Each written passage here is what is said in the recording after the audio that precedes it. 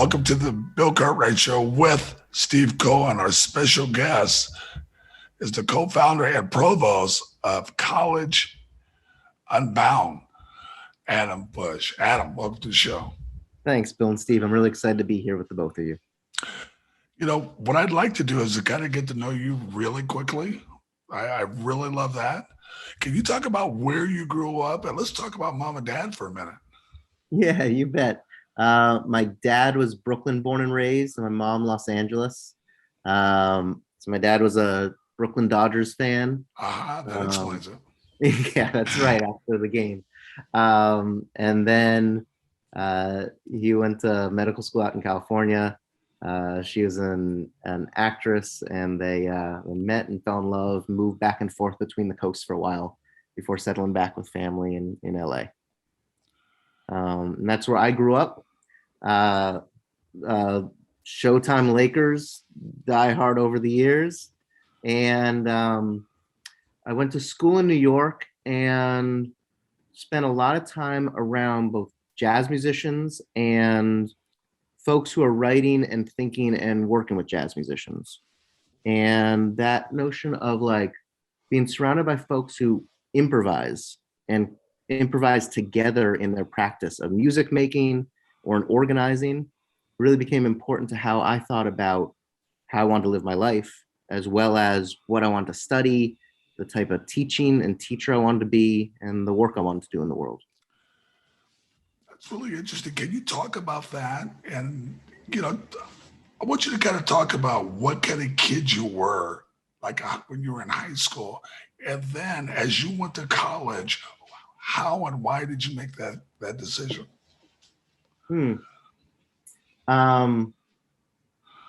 So I was a kid who even when I was 18, I still looked probably 13. I was always someone who was friends with their teachers, like interested in sort of learning and thinking with how people share information and how they're involved in one another's lives. Jazz was always the music on in the house growing up. And so when I went off to New York, it became the way I wanted to engage in the city and explore. And as I got more and more involved in studying things, it also became the way I wanted to think about spending my time.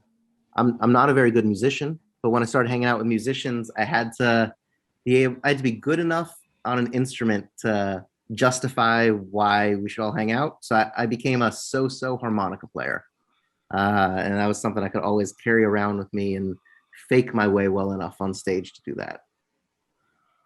We'll talk about college, talk about where you went, why you went there, yeah. And then talk about this harmonica thing, because I play a little guitar, not well, but I'm still making noise. You got it. We can make the Bush and Bill blues band if you want. So I went to Columbia, and I was sort of this like undergraduate guinea pig of the Center for Jazz Studies that was starting in about 2000 to really think about jazz music and jazz musicians as political organizers, activists, and thinkers in the world who, through their music, were creating new ways of being together and imagining possibilities how the world could be.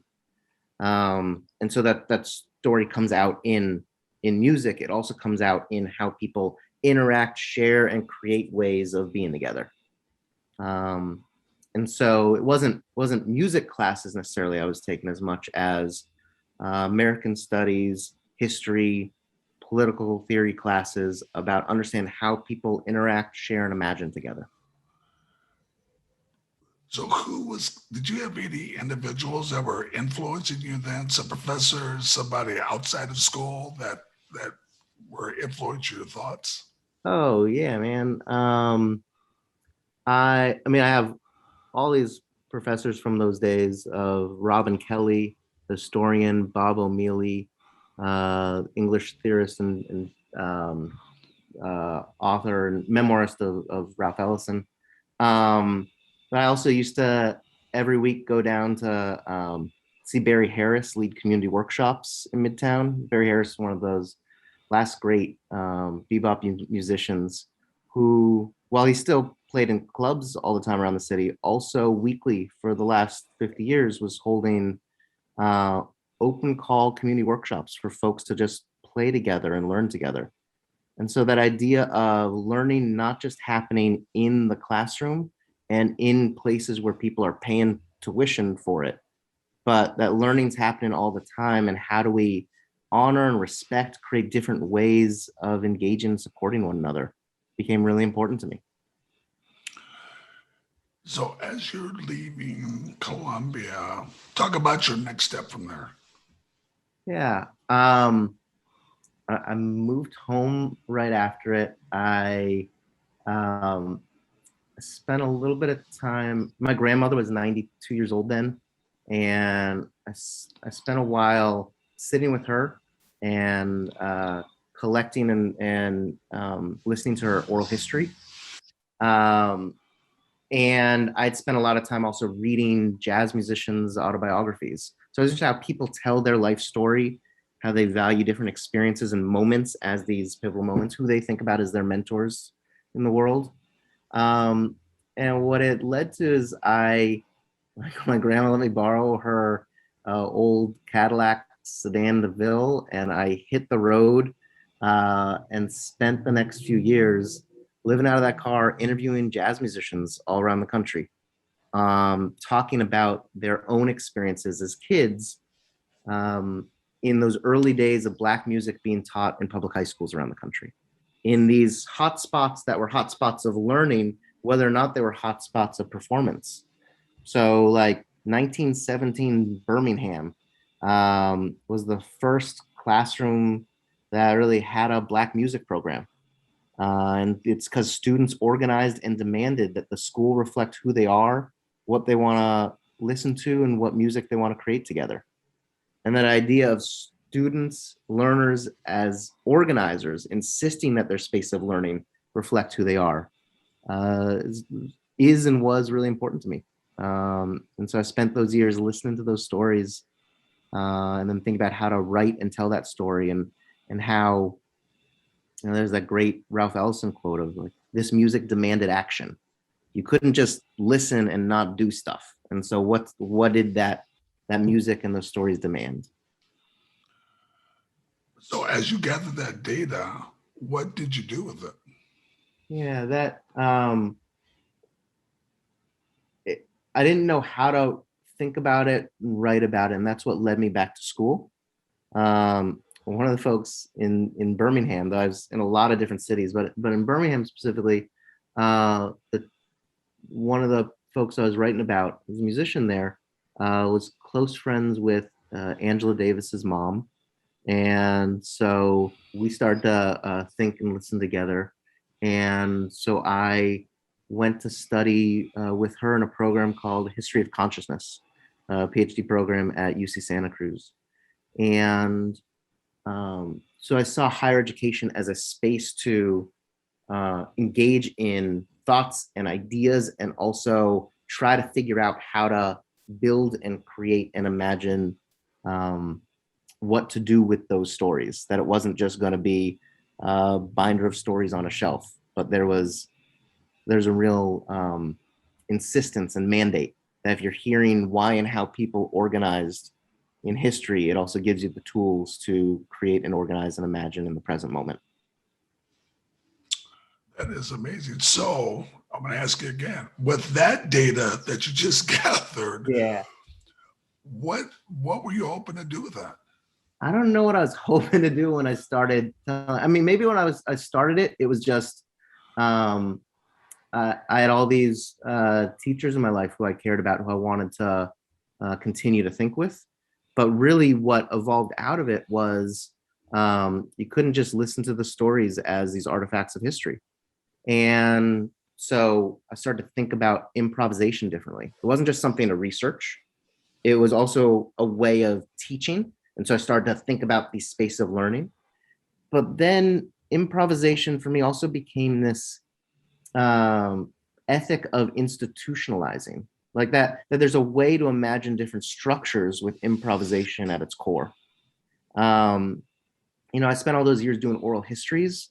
Oral history has something you think about, like shared authority. Like, it's not that the story becomes mine. It's that we're in relationship together and are learning and sharing back and forth. And so that idea of shared authority and shared ownership was also really interesting and informative to me. And so as I start to base my work more and more in higher education, what came out of that is there needed to be different ways of thinking about higher education, not just as something that people leave behind their communities to go get a college degree that separates them from that community that they're connected to, but that you can embed it within folks' rich histories and neighborhoods, much like community colleges have done for years and years, and that state systems have been set up. And when this work started in 2000, for me, it was like 2006, 7, 8, 9. The number floating around is there was a 89% stop out rate for first generation low income students to finish their bachelor's degree. And that's not, as my co-founder of the college would say, that's not that these students aren't college ready. It's that our institutions are not student ready. They're not responding to the needs of folks to navigate higher education. And so as we started to think about College Unbound as an initiative, and we use that word unbound really purposely, pushing against college as it was, we started to think about what are the pieces of a higher education. If you can close your eyes and imagine deep learning together, what are the ways that you would do it, or what are the ways that you already do it in life, in locker rooms, around the kitchen table, in public libraries? What are the ways that we're already learning, and how can our institutions reflect that? And so it laid the groundwork for College Unbound, that in 2015 became the 13th post-secondary degree granting institution in Rhode Island. Then has been fully accredited, and now has the ability to be an online school that can exist throughout the country to support all kinds of adult learners who don't see themselves reflected in institutions as they are, and want to gather differently and see their work differently, so that higher education can help them be full participants in a degree that can be transformative.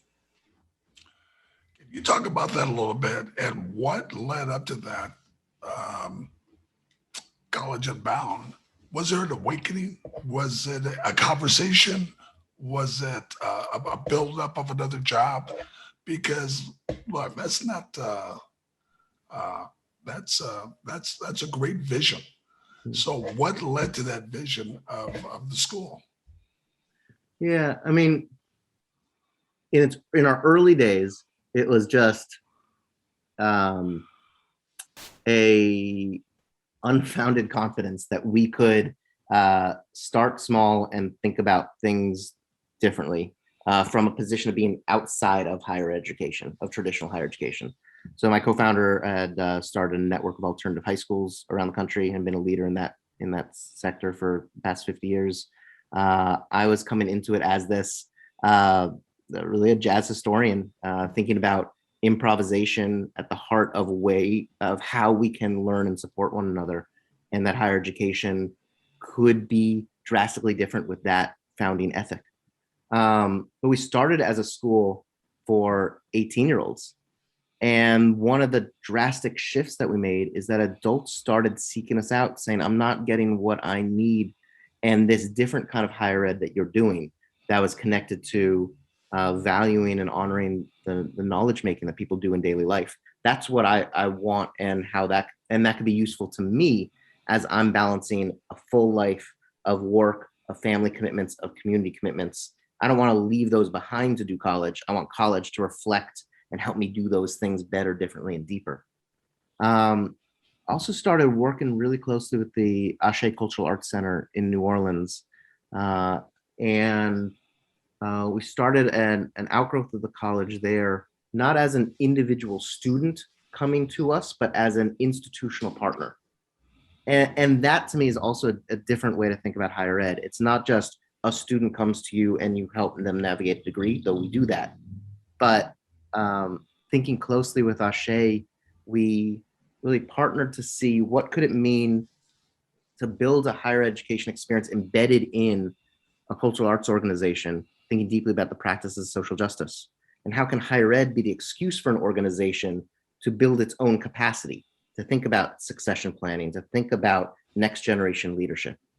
And so how is higher education the excuse to do different radical work of imagining, not just for an individual, but collectively? And, you know, we've been talking this whole time about College Unbound being something different and innovative and out there as this new, but we also, you know, I want to think about College Unbound as located in a long and robust lineage of innovation and of learning and of community action. So, I mean, I draw on legacies of 60s student movements in San Francisco, at CUNY, and other places to ensure that the curriculum reflects who students are. And that's about a curricular move that was also challenging things like a meritocracy of admission standards that are built around exclusion. So what could it mean to start a college born out of the belief that everyone deserves the right to a post-secondary education? And if you're there, then it's this different liberatory possibility of coming together to learn together, to change it at the root. And that to me is what's radical about us. There's a whole bunch in our curriculum that I'd love to talk about that's very different. But as far as an institutional ethic, that too, I think is different. Talk about your co-founder and talk about how in the world you got accredited. Yeah, yeah. So Dennis is a brilliant, dear friend that has been a leader in secondary education now and post-secondary for a number of years too, who was involved in small school and community ownership of high schools in Oceanville, Bronzeville years ago.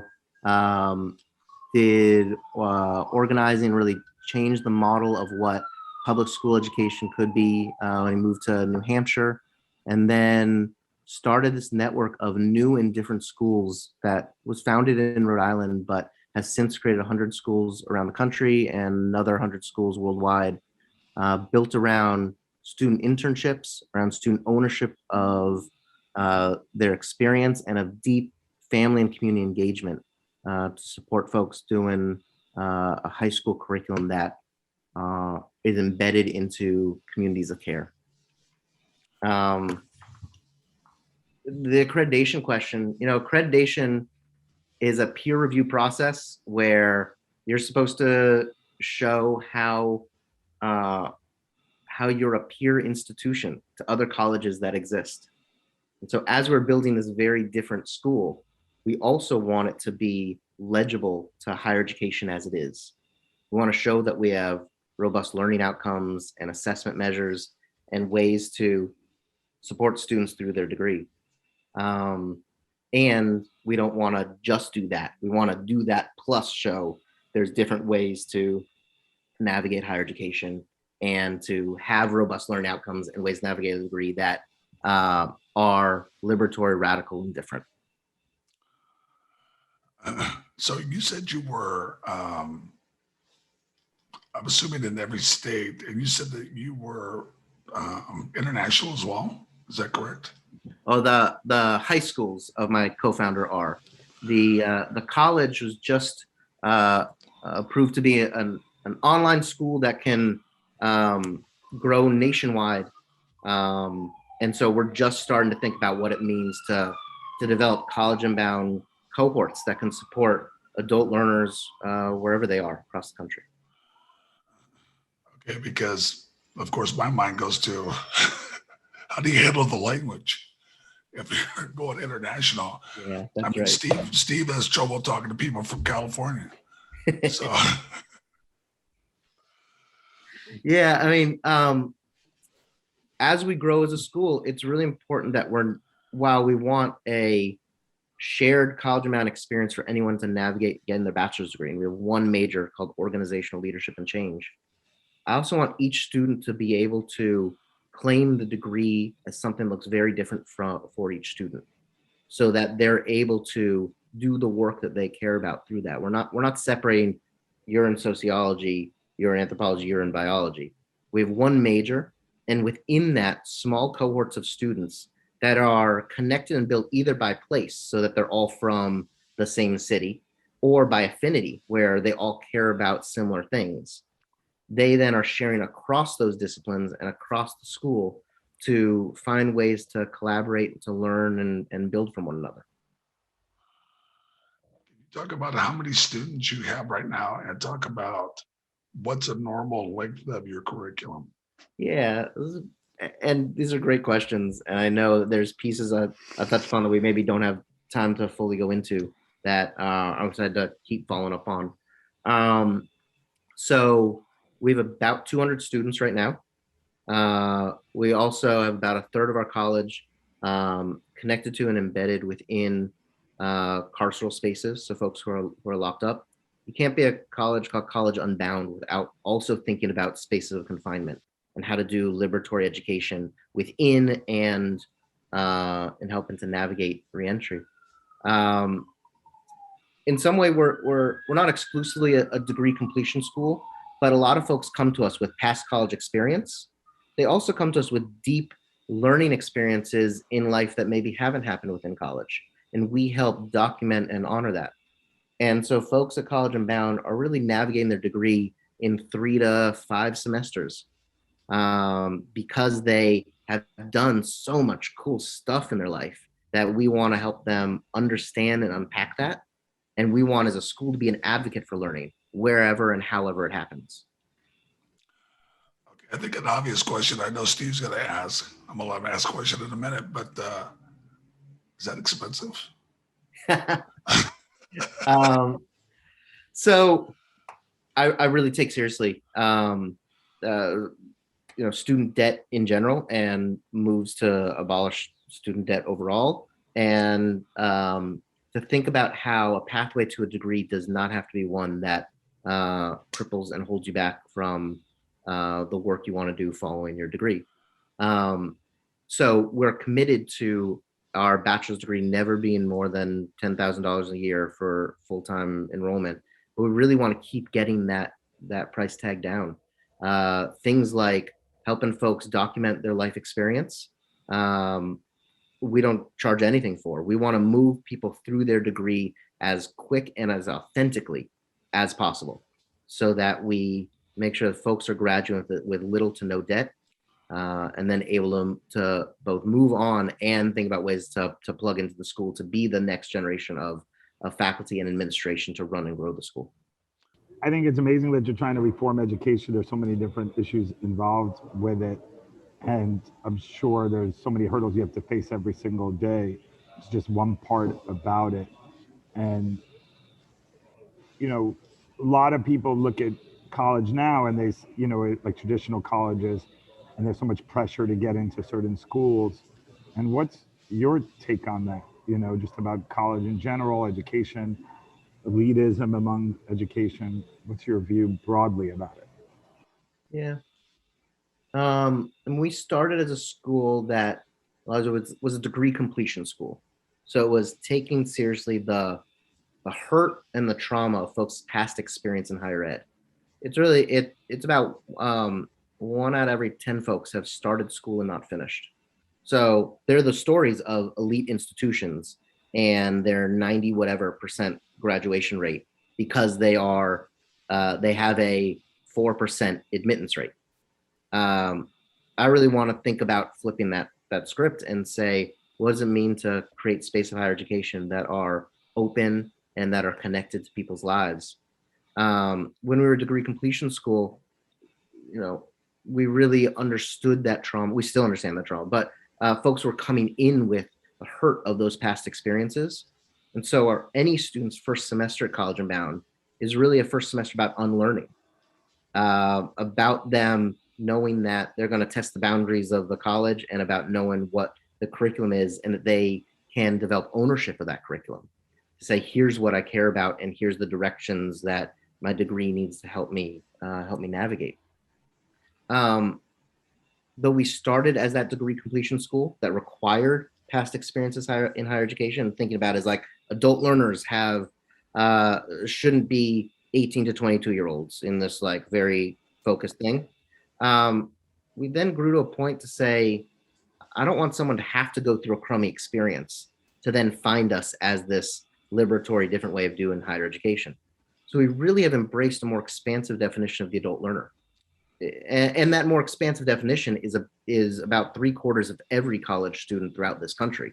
So of someone who doesn't see their experience as reflected in the on-campus experience, even though that is our imagination of what college is. About 3/4 of all college students are adult learners who may still be 18 to 22-year-olds, but are also older than that, are parents, are balancing jobs, are returning vets, are formerly incarcerated, are folks who don't necessarily fit into that story of what an on-campus experience is. And so they need a higher education that responds to and helps them do the work they're trying to do in the world, either already or the work that they need an excuse to really tackle as a college student. Adam, so what's your criteria for going to school? I mean, Yeah. can I be a D student and get to school? I would have got it. I mean, so what's, Yeah. I mean, will you guys accept anybody? Yeah. I want to accept anybody that sees the model of higher education that we're doing as something that fits them.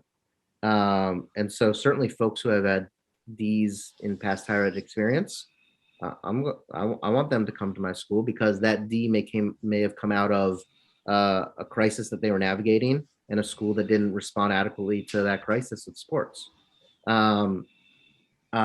So our admissions and recruitment process is really about relationship building. We want to understand who the student is, and we want them to understand our different curricular model that's built out of small cohorts and people tackling projects that they care about, and working collaboratively in deep relationship with one another. If someone wants that model of higher education to be their pathway to a bachelor's degree, and if we feel that we have the right structures and supports in place to help them successfully navigate that degree, I want them to come here for sure. I'll give you a good and bad. Talk about some problems that you've had, and then talk about some real great success stories that you've had. Yeah, and what I'd love to do after this is connect you with a couple of our students to maybe hear their stories specifically, because I don't want to speak for them, but you know, and a lot of times folks come to us having lost faith in institutions, and we need to be an institution that helps show that there's other ways to have an institutional ethic of care and relationship building. And so that through a path towards the bachelor's degree, they see a place for themselves in higher education towards that bachelor's.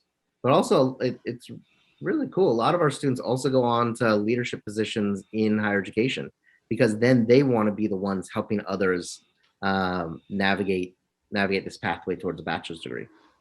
We have stories upon stories of folks who have been sitting on their bachelor's, not able to get a promotion, not able to get that pay raise, not able to do that entrepreneurial side project that they wanted to do because they don't have time.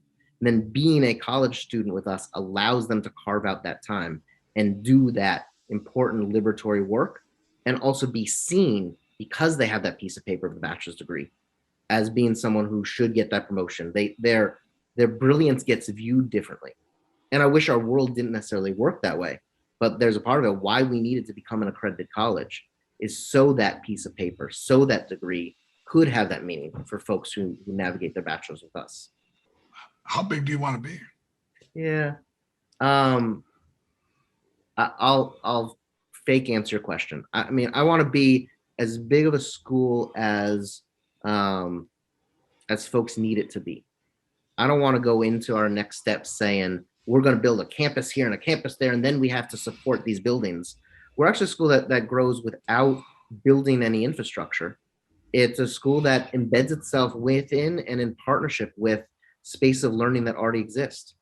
So any public library that wants to really work to support a cohort, any conference room at a nonprofit, any break room during a shift change at a company and office. I want to think about how to embed and support a college unbound cohort in those spaces And because we're not building infrastructure, we really can grow and shrink in this beautiful way. I'll give an example for that. We, a couple of years ago, had a cohort at the United Way of Rhode Island, every employee that didn't have a bachelor's degree in that organization.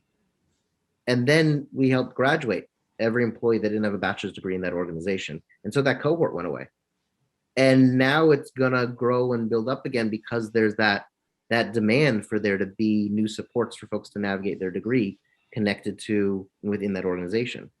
But I don't want us to be a thing that sees it as it's a failure unless that group of students continue to do their year after year. I want to be something that grows and shrinks depending on the need where that needs to happen.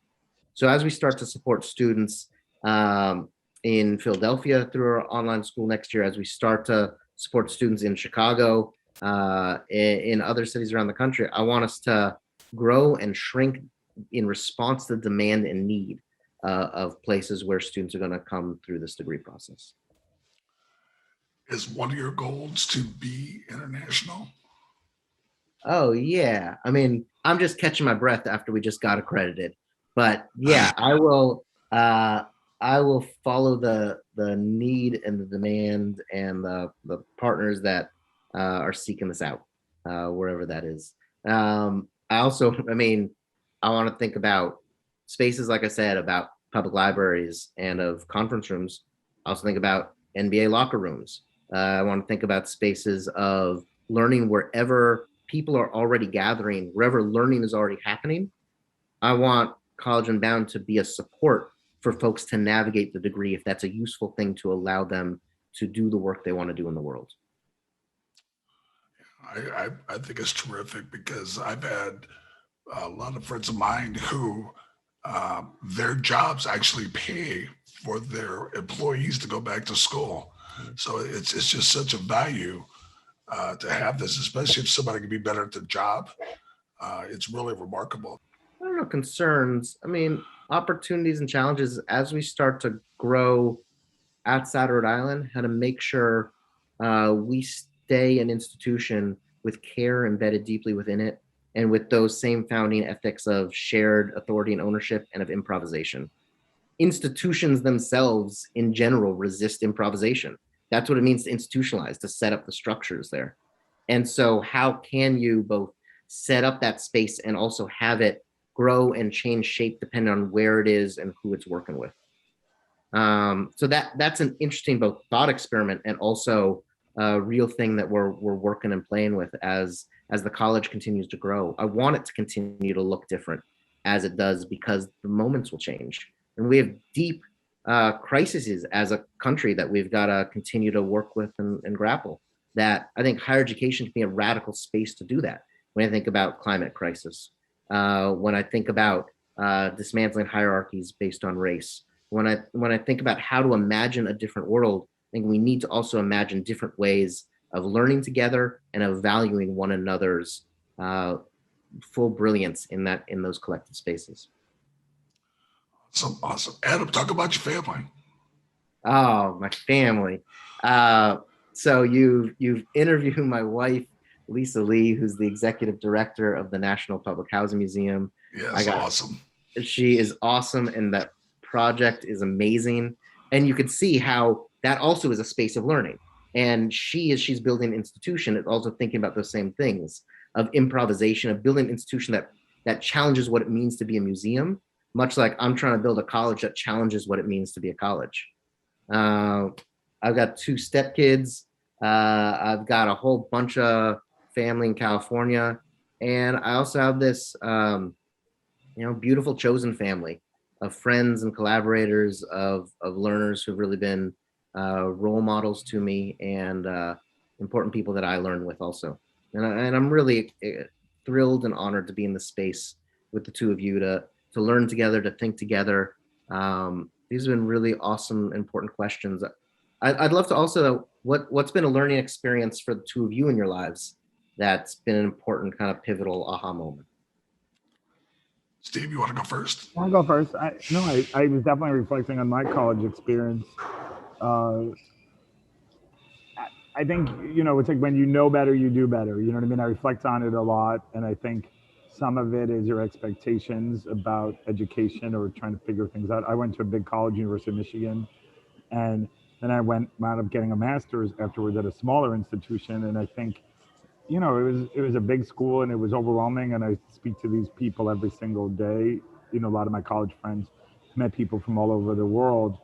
Um, I think one of the nice things about a school over there, uh, that you would meet different people. Like I was one of the editors of the school paper, and I'll always remember meeting somebody from Flint, Michigan, who hadn't been around white people, for example. And he told me that there was a sociology class he took, and that they asked him to come up with 27. They asked him to come up with as many derogatory terms for Black people that you know that they could, and they came up with like 35 terms, and he came home crying, and he was a tough person. He wasn't exposed to it, and I think that in some ways epitomizes what college can be like, not in a destructive way, but just that you're meeting people who are different from you, that are outside of your bubble. So I definitely remember that, and making lifelong friends there, in addition to what I learned in a classroom.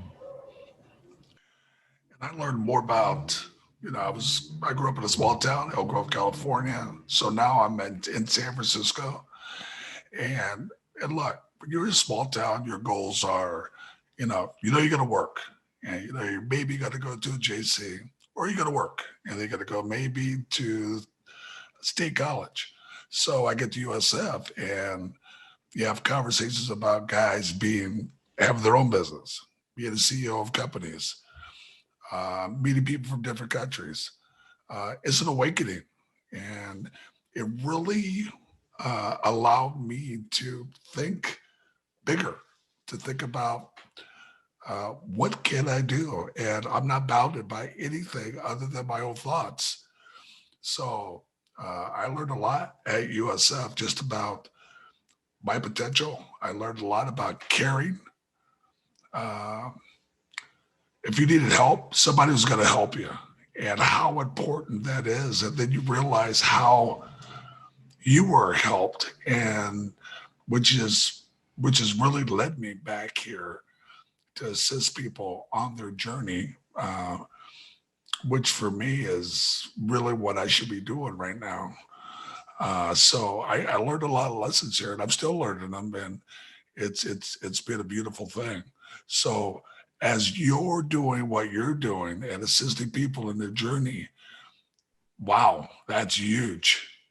Um, to allow them to complete getting a degree and helping them along with their lives. What's better than that? That's how I feel too. And it's that the space of radical possibility. And how do you come together and then collectively begin to imagine the work you want to do and the ways that you want to be together in creating a new world? Yeah. It's like, this is, you're helping people fulfill their dreams. It's, you can't get any better than that. So, Adam, you're awesome. I'm looking forward to spending more time with him. We'll include Steve with it. Steve's pretty radical too, but he's a pretty good guy. So, thank you so much for being on the show. And I'm looking forward to hearing more about the school, and hearing forward to hearing those stories.